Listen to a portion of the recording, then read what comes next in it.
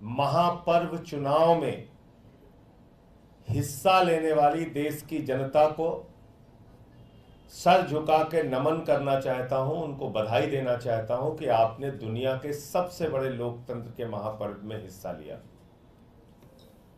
आज चुनावों के परिणाम आ रहे हैं और लगभग तस्वीर साफ होती हुई दिख रही है।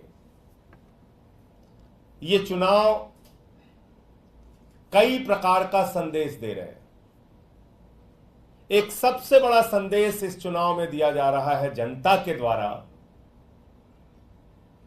कि 10 साल के भारतीय जनता पार्टी के शासन से लोग दुखी हैं, परेशान हैं और वो इस सरकार को हटाना चाहते हैं। महंगाई से दुखी हैं, बेरोजगारी से दुखी हैं, तानाशाही से दुखी हैं। जिस तरह से इस चुनाव में धनबल का इस्तेमाल किया गया, जिस तरह से इस चुनाव में ईडी तंत्र का इस्तेमाल किया गया, सीबीआई के तंत्र का इस्तेमाल किया गया, इनकम टैक्स के तंत्र का इस्तेमाल किया गया, पुलिस के तंत्र का इस्तेमाल किया गया, सारे विपक्ष को पकड़ पकड़ के जेल में डाला गया। हमारी पार्टी के मुखिया अरविंद केजरीवाल सहित हमारे शिक्षा मंत्री, हमारे स्वास्थ्य मंत्री मनीष सिसोदिया और सत्येंद्र जैन को जेल में डाला गया। पूरे चुनाव को प्रभावित करने की एक गहरी साजिश रची गई। उसके बावजूद भारत के लोकतंत्र की यह खूबसूरती है कि देश की महान जनता ने कहा बीजेपी वापस जाओ। यह नारा है इस देश की जनता का।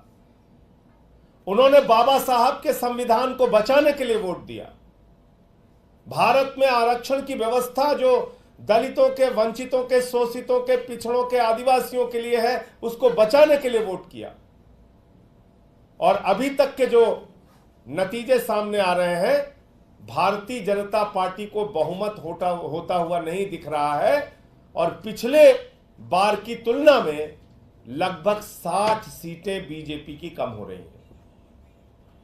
अब जरा सी भी नैतिकता है भारत के प्रधानमंत्री में, जरा सी भी नैतिकता अगर देश के प्रधानमंत्री नरेंद्र मोदी जी में है तो उनको इस्तीफा दे देना चाहिए, क्योंकि उन्होंने तो 400 पार का नारा दिया था। 400 पार।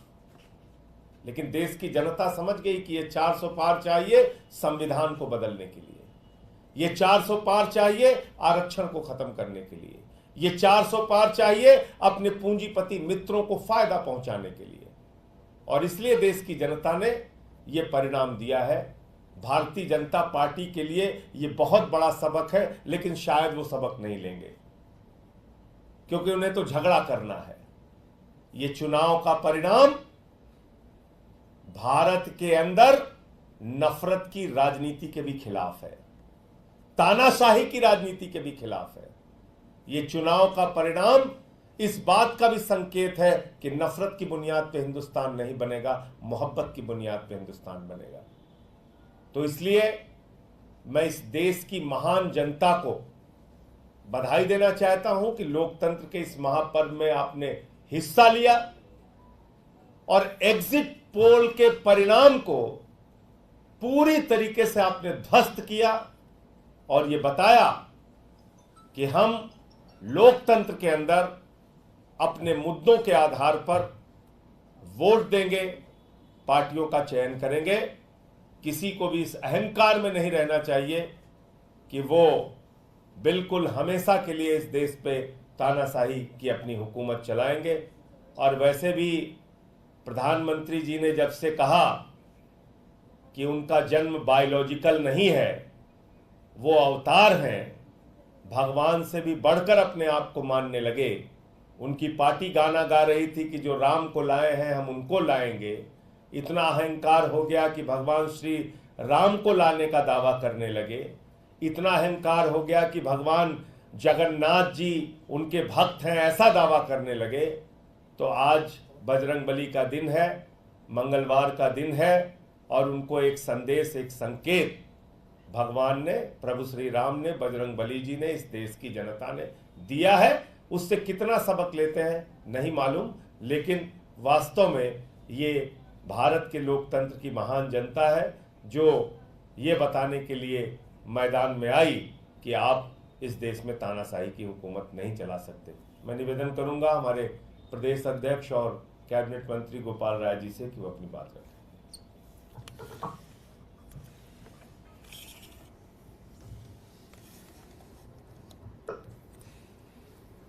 जिस समय चुनाव का 7वां चरण समाप्त हुआ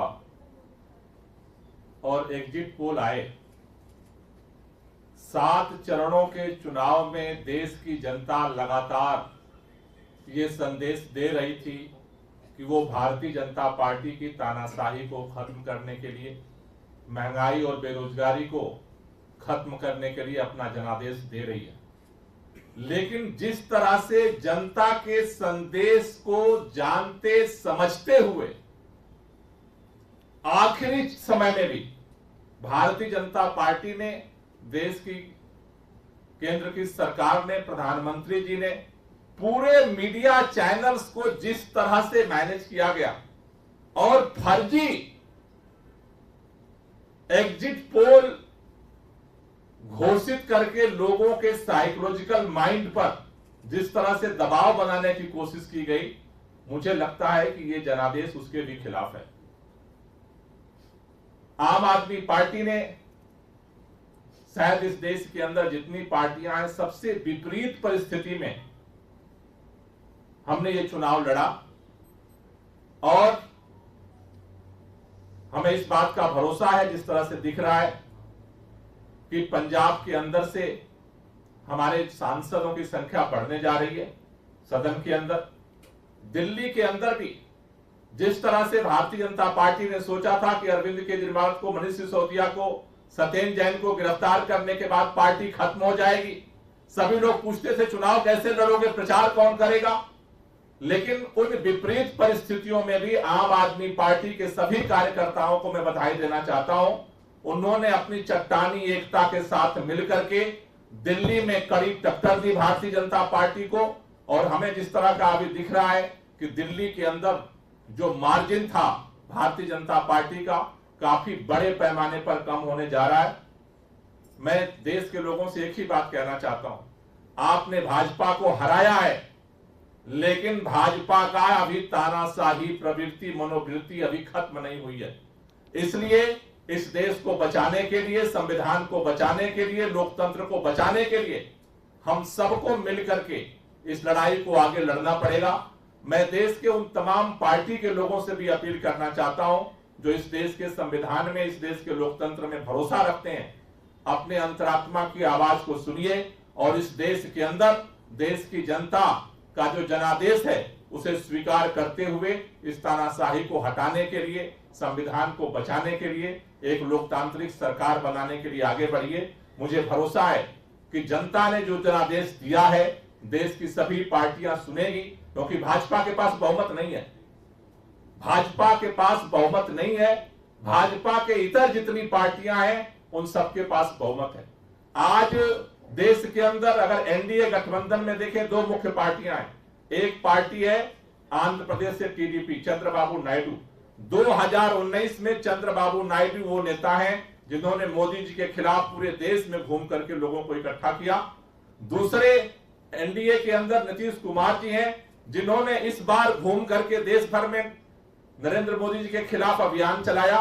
ये दोनों नेता हैं, देश के लोग उनसे उम्मीद कर रहे हैं कि सही समय पर सही फैसला लेंगे और इस तानाशाही को खत्म करने के लिए देश की जनता की जो आवाज है उसे सुनेंगे और देश में इस तानाशाही को खत्म करके एक लोकतांत्रिक सरकार बनाएंगे। लोगों के बेरोजगारी और महंगाई की समस्या का समाधान करेंगे। यह देश जो उम्मीद कर रहा है, पूरे देश की हमें उम्मीद है कि जल्दी उसकी आकांक्षा पूरी हो। हमारे पार्टी के राष्ट्रीय सचिव पंकज गुप्ता जी।